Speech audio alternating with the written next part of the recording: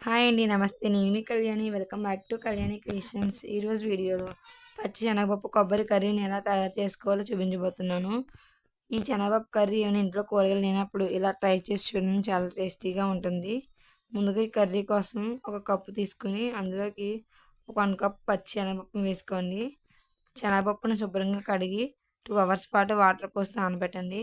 ఒకవేళ టైం లేనట్టయితే కుక్కర్లో వేసుకుని ఒక 2 విజిల్స్ వచ్చేంత వరకు మీడియం ఫ్లేమ్ మీద ఉడకనివ్వండి.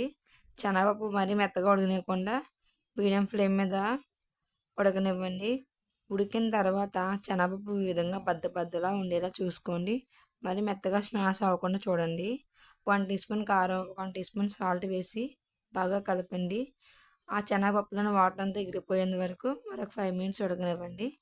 ఇప్పుడు స్టవ్ ఆన్ చేసి ప్యాన్ పెట్టి ఒక 2 టేబుల్ స్పూన్ ఆయిల్ వేసి కొద్దిగా హీట్ అయిన తర్వాత ఇందులోకి ఒక 6 చిన్నగా కట్ చేసిన వెల్లుల్లి ముక్కలు, ఒక 3 ఎండుమిర్చి, ఒక హాఫ్ టీ స్పూన్ జీలకర్ర, ఒక హాఫ్ టీ స్పూన్ ఆవాలు వేసి కొద్దిగా ఫ్రై చేయండి. ఇవి కొద్దిగా ఫ్రై అయిన తర్వాత ఒక 3 పొడుగుగా కట్ చేసుకున్న పచ్చిమిర్చి, ఒక హాఫ్ కప్ ఉల్లిపాయలు వేసి లైట్ గోల్డెన్ కలర్ వచ్చేంత వరకు బాగా ఫ్రై చేయండి.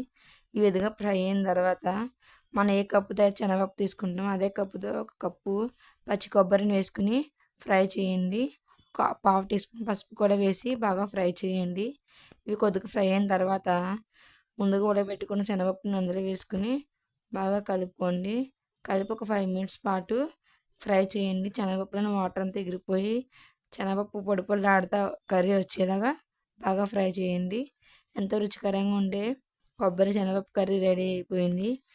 ఈ వీడియో మీకు నచ్చినట్లయితే ఒక లైక్ చేయండి. మన ఛానల్ సబ్స్క్రైబ్ చేయండి. Thank you for watching.